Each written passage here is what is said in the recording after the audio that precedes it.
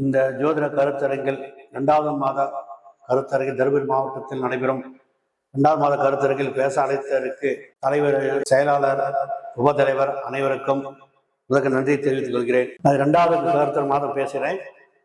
ஜோதிட சம்பந்தமானது. ஜோதிடத்தில் ஒரு ஜாதகத்தில் பரிவர்த்தனை என்ன வேலை செய்யும், ஒரு ஜாதகத்தில் பரிவர்த்தனை இருந்தால் என்ன அப்படிங்கிறத பற்றி தலைப்பை பேச வந்திருக்கேன்.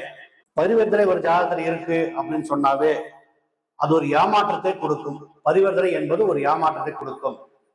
எந்த கிரகம் பரிவர்த்தனை ஆகிறதோ கிரகம் அந்த பாவகம் எல்லாமே வசதிகளை கொடுத்து, பரிவர்த்தனை என்பது ஒரு ஏமாற்றம்.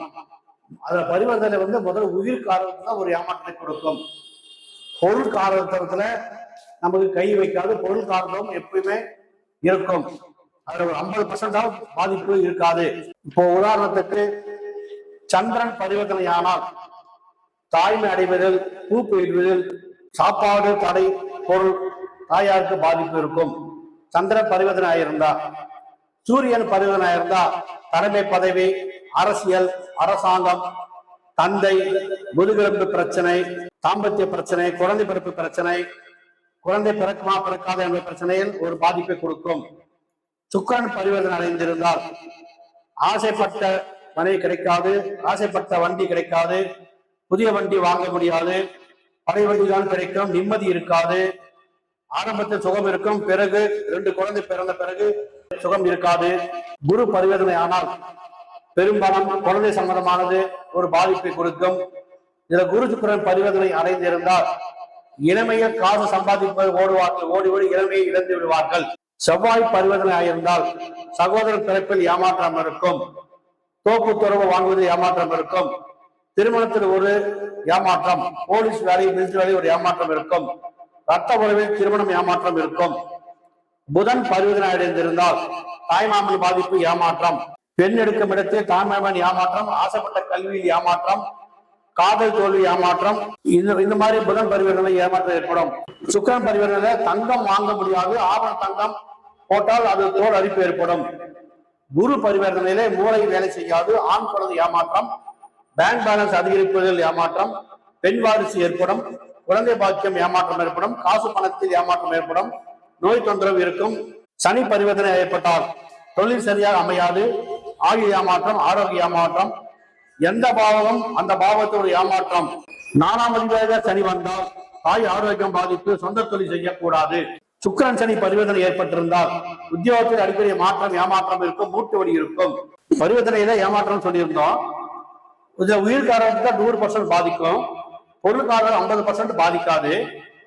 இப்ப உதாரணத்துக்கு மேஷ லக்னம் என்று வைத்துக் கொண்டால் சுக்கிரன் சூரியன் பரிவர்த்தனை, இது 5 7ஆம் அதிபதி பரிவர்த்தனை, 2 7ஆம் அதிபதி பரிவர்த்தனை சுக்கிரன். அப்ப 5 7ஆம் அதிபதியும் திருமணத்தில் ஒரு ஏமாற்றம் இருந்து கொண்டே இருக்கும். ஒரு ஜாதகத்தில் 7ஆம் 8ஆம் அதிபதி பரிவர்த்தனை ஏற்பட்டால் ஏற்கனவே திருமணம் பார்த்த பெண்ணுடன் திருமணம் ஆகும், திருமணத்தில் ஒரு ஏமாற்றத்தை கொடுக்கும். அதே மாதிரி ஒரு ஜாதகத்துல 4 வகை பரிவர்த்தனை ஆகியிருந்தா எந்த பாவகம் பரிவர்த்தனையோ அந்த பாவம் சம்பந்தமான ஒரு ஏமாற்றத்தை கொடுக்கும். இப்போ எப்படி சொல்றது அப்படின்னா, 4ஆம் பாவம் 6ஆம் பாவம் பரிவர்த்தனை ஆகியிருந்தா நல்லா படிச்சிருப்பாரு, வேலை இருக்காது, வருமானம் இருக்காது, படிச்ச வேலைக்கு தான் போவேன்னு உட்காந்துருப்பாரு. இது அந்த 4 6ஆம் பாவ பரிவர்த்தனை ஏமாற்றத்தை ஏற்படுத்தும். இதான் தசாபுத்தி வரும்போது வரும். பொதுவாகவே பரிவர்த்தனை என்பது பார்ப்பதற்கு யோகம் சொல்லுவாங்க நிறைய பேரு, ஆனா யோகம் கிடையாது. அது யோகத்தை கொடுத்தும் அகல வசதி எல்லாமே கொடுத்து ஒரு காலத்துல அந்த வசதிகளை இழந்து விடுவார்கள். இது அனுபவ உண்மை. இப்போ உதாரணத்துக்கு லக்னம் லக்னம் வச்சுக்கோங்க. அதுல சுக்கிரன் புதன் பரிவர்த்தனை ஆகியிருந்தா, சுக்கிரன் கண்ணிலையும் துலாமல புதன் இருந்து அப்படி வந்தா, அப்ப அந்த பாவகம் 1 4 குறையவனும் 5 பாண்டு கூட பரிவர்த்தனை. அப்ப 4 பாண்டு பரிவர்த்தனை சொல்லும் போது 4ஆம் இடம் சுகம், 12ஆம் இடம் அயனசைனம். இதுல ஒரு பாதிப்பு ஏற்படும். பார்ப்பதற்கு நல்லா இருப்பாங்க, வசதியா இருப்பாங்க, ஆனா 4 12ஆம் இடம் சொல்லக்கூடிய சுகமும் அயனசைனம் பாதிக்கப்பட்டு அவர்கள் அந்த பரிவர்த்தனை ஏமாற்றத்தோடு இருப்பார்கள். திருமண புதிதில் எல்லாவது கிடைக்கும். பின்னர் போக போக 4ஆம் 12ஆம் இடம் பாதிப்பு ஏற்பட்டு குடும்பத்தில் ஒரு மன உளைச்சல் இருப்பாங்க. எந்த பாவ பரிவர்த்தனை அந்த பாவ சம்பந்தமான ஒரு பாதிப்புகள் ஏற்படும். பரிவர்த்தனை என்பது யோகம் அல்ல. அடுத்தது பாதகாதிபதி. ஒரு ஜாதகத்துல பாதகாதிபதி எப்படி இருக்காருன்னு பார்க்கணும். நாம பாதகாதிபதி யாரோ அவர் அவர் ஆட்சி உச்சம் பெற்ற கிரகத்துடன் இருப்பது அல்லது ஆட்சி உச்ச வீட்டில் இருப்பது பாதகம் செய்யாது. அது லாபத்தை தான் கொடுக்கும், பாக்கியமாக வேலை செய்யும். இதே பாதகாதிபதி நீசம் பெற்றோ நீச வீட்டில் இருந்தோ நீச கிரகத்துடன் இருந்தால் அது பாதகத்தை ஏற்படுத்தும். பாதகாதிபதி வலுவாக இருந்தால் லக்னாதிபதியும் வலுவாக இருக்க வேண்டும். உதாரணத்துக்கு மகர லக்னம், லக்னாதிபதி நீசமாயிருப்பார். அதே பாதகாதிபதி சொல்லக்கூடிய செவ்வாய் அங்க பலமா இருப்பார் 11ல. அப்போ லக்னாதிபதி நீசமாகும் போது அந்த பாதகாதிபதியும் பாதிக்கப்பட்டிருப்பார்.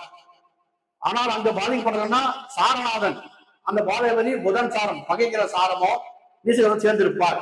அப்ப நீசம் பெற்றிருந்தா ஒரு ஜாதகருக்கு பாதகம் வேலை செய்யும்.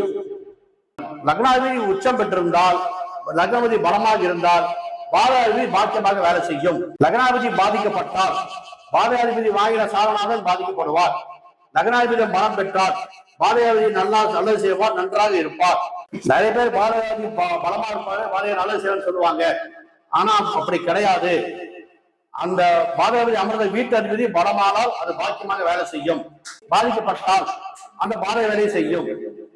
லக்னாதிபதி இருந்து 10ஆம் வீடு பரிவர்த்தனை பெற்றாலும், உதாரணத்துக்கு பாதகாதிபதி தசை நடக்குது அப்படின்னா லக்னாதிபதி பலமா இருந்தா எந்த வேலையும் செய்யாது. இதான் என்னோட கருத்து. இந்த ஆயுள உண்மையா எடுத்து பண்ணதா உண்மை ஆயுள அனுபவத்துல பதிஞ்சிருக்கேன். இதான் என்னோட கருத்து. வாய்ப்பு கொடுத்த அனைவருக்கும் நன்றி. இன்று பரிவர்த்தனை பாதகம் பற்றி பேசியிருக்கேன். இந்த பேசின பதிவுகள் எல்லாமே அனுபவத்துல எடுத்து பார்த்து சொன்னது. அனைவருக்கும் நன்றி. வாய்ப்படுத்த தருமபுரி மாவட்ட ஜோதிட சங்க தலைவர் செயலாளர் அனைவருக்கும் நன்றி. என் பேர் முரளிதரன், ஜோதிடர், தருமபுரியில் இருக்கேன். என் நம்பர் 8754260731. நன்றி.